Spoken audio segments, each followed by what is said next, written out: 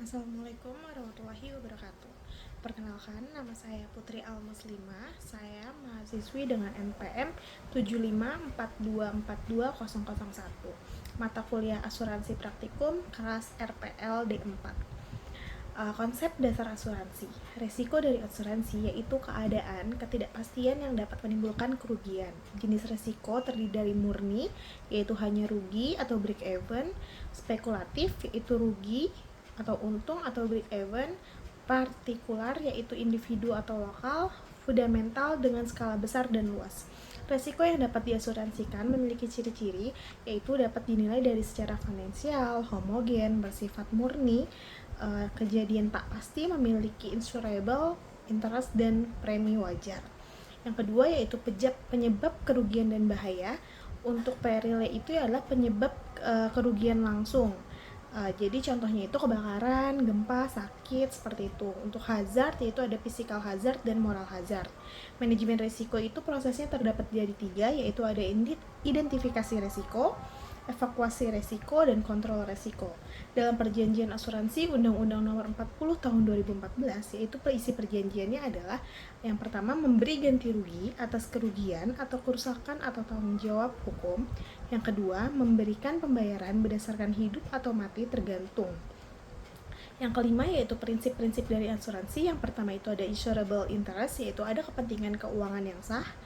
Amounts good faith, yaitu kejujuran dalam mengungkapkan fakta material. Lalu proximate cause, yaitu penyebab utama kerugian. Lalu ada indemnity, yaitu mengembalikan posisi keuangan tertanggung sebelum kerugian. Yang selanjutnya yaitu subrogation, yaitu hak penanggung menggantikan tertanggung setelah klaim. Yang terakhir yaitu contribution, yaitu bila ada beberapa penanggung, mereka berbagi tanggung jawab. Lalu selanjutnya yang keenam itu adalah proses underwriting. Proses underwriting di sini adalah proses seleksi dan penilaian risiko oleh underwriter untuk menerapkan syarat, kondisi, dan premi. Lalu ada produk asuransi umum seperti asuransi properti, asuransi kendaraan bermotor, asuransi kecelakaan diri, asuransi pengangkutan barang, asuransi rekayasa, dan lain-lainnya seperti travel, health, bonding, satellite, money insurance, householder, dan lain-lain. Selanjutnya yaitu ada manajemen asuransi. Asuransi pengangkutan. Sesuai dengan namanya, jenis asuransi ini memberikan jaminan ganti rugi atas resiko kerugian yang terjadi selama kegiatan pengangkutan barang dari tempat asal sampai ke tempat tujuan. Perpindahan barang ini dapat terdiri dari satu tempat ke tempat lain dalam suatu kota yang sama, atau juga perpindahan barang antar kota, antar pulau, ataupun antar negara. Antar angkut yang akan digunakan sangat berpengaruh dengan tinggi atau rendahnya risiko dan secara langsung akan mempengaruhi besar atau kecilnya suku premi. Asuransi pengangkutan barang adalah polis asuransi yang memberikan jaminan dan perlindungan finansial atas kerugian atau kerusakan kargo selama dalam perjalanan melalui jalur darat, laut, ataupun udara. Secara garis besar, jadi asuransi pengangkutan barang kargo itu terdapat 2, yaitu beban dan mesin kapal. Untuk kargonya sendiri, yaitu barang-barang dengan selain manusia yang diangkut ke atas kapal niaga dan membayar uang tambang atau freight-nya. Lalu yang dapat menjadi penanggung jawab yaitu pemilik barang yang sedang diangkut, pembeli atau pemesan barang, pihak-pihak yang mempunyai kepentingan. Seperti itu. Faktor yang harus diperhatikan yaitu adalah kapal, perjalanan, jenis barang, kondisi asuransi atau jaminan, dan packaging.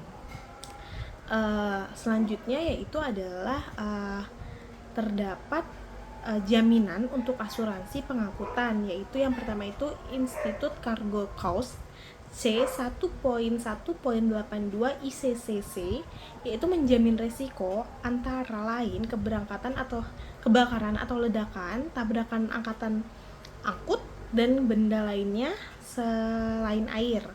Yang selanjutnya adalah Institute Cargo Cost B. Poin B, ICCB, yaitu jaminan risiko yang terdapat di ICCC ditambah antara lain dengan risiko gempa bumi, letusan gunung berapi, sambaran petir, atau masuknya air ke dalam alat angkut. Selanjutnya adalah Institute Cargo Cost A. yaitu menjamin semua risiko terhadap objek pertanggungjawaban selain daripada risiko-risiko yang dikecualikan selama polis. Yang keempat yaitu Institute Cargo Cost, yaitu air cargo, land and air transit cost cover a per day wording. Lalu terdapat FCL. FCL sendiri adalah full container load, yaitu pengiriman barang dengan mode FCL, maka kita harus mendatangkan kontainer ke gudang untuk proses stuffing. Proses pemuatan barang. Setelah stuffing selesai, kontainer itu disegel dan akan dikirimkan ke tempat penumpukan peti kemas di pelabuhan.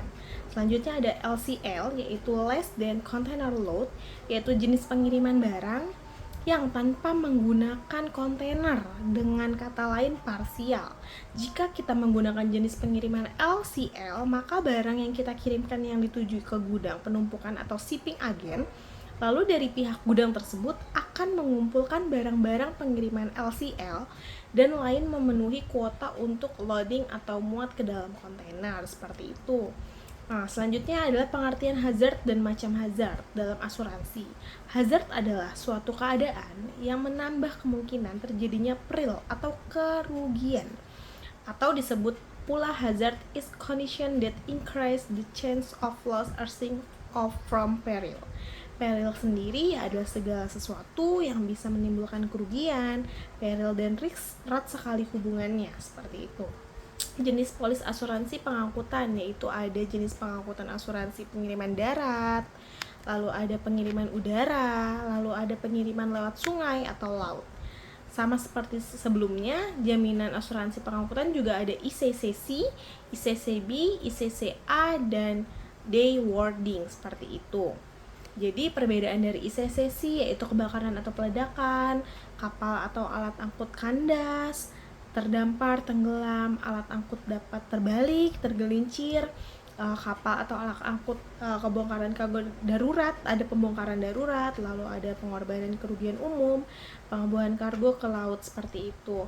Lalu kalau CCB itu adalah gempa bumi, letusan gunung berapi, sambaran petir, terhempasnya kargo karena badai, masuknya air laut atau air sungai yang masuk ke dalam peti kemas.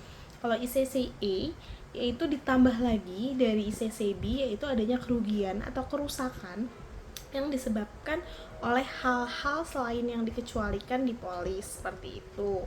Jadi dari prinsip-prinsip asuransi itu bisa kita simpulkan bahwa setiap pengangkutan itu terdapat jenis asuransi yang berbeda-beda dari laut, udara, maupun darat, seperti itu. Mungkin sekian yang dapat saya sampaikan, sedikit materi tentang asuransi, lebih tepatnya asuransi pengangkutan. Kurang lebihnya mohon maaf. Wassalamualaikum warahmatullahi wabarakatuh.